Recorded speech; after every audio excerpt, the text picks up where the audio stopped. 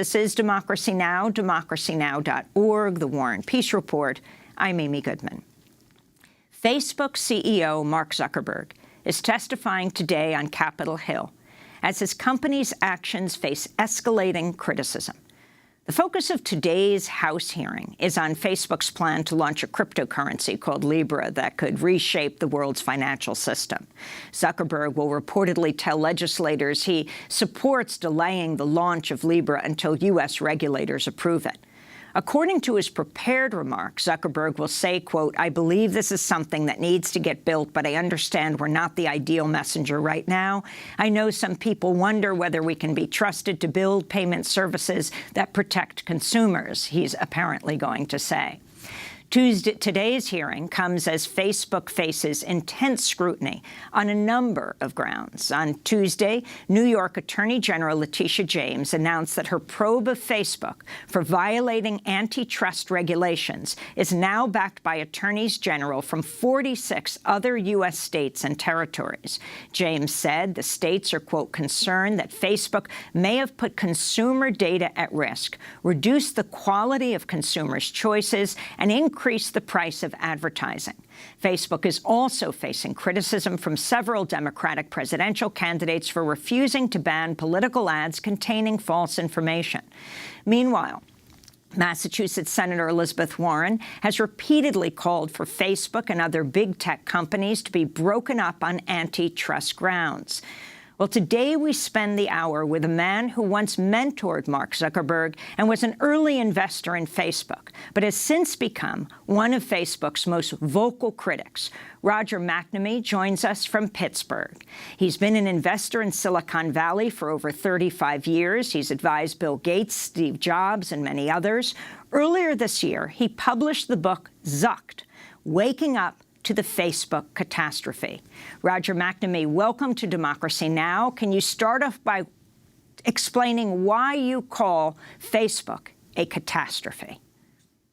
So, Amy, first of all, thank you very much. It is such a privilege to be here on Democracy Now! With you today. So, Facebook really simply began its life in a very innocent way, connecting friends to friends and allowing people to share what was going on in their lives. The challenge really developed when the company needed to make money, and so it began creating a business model that was based on effectively monopolizing attention. They sell advertising. They need people to watch the ads. And the way they did that was to use two things: the techniques of slot machines and propaganda that prey on the weakest elements of human psychology.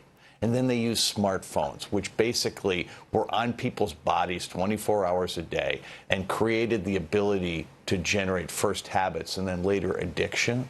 And Facebook, along with Google and other products like Instagram and YouTube, played this game incredibly effectively.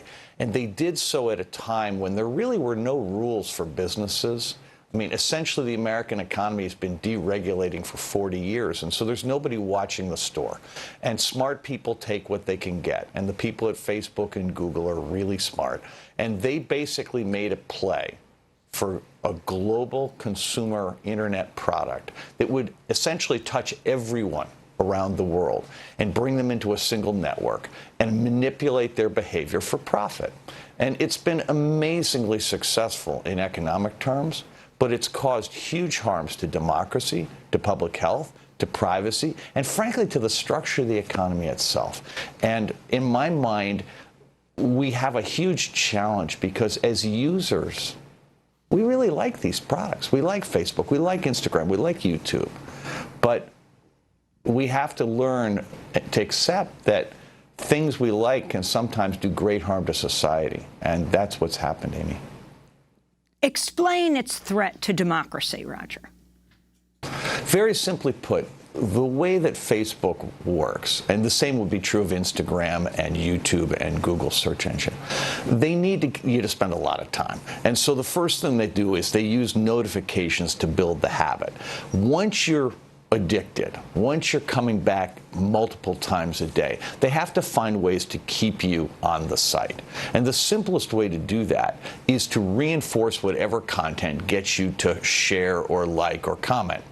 It turns out For most of us, the content that does that is stuff that triggers flight or fight, which is essentially a part of our psychology that's so deeply wired we can't avoid it.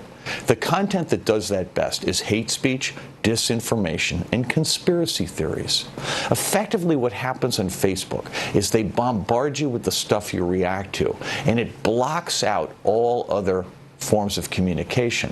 So you wind up being in what is called a filter bubble, which is essentially an artificial reality where everything appears to reinforce the things you already like or the things you already believe, and it blocks out any new ideas. And in a democracy, that's terrible because it increases polarization.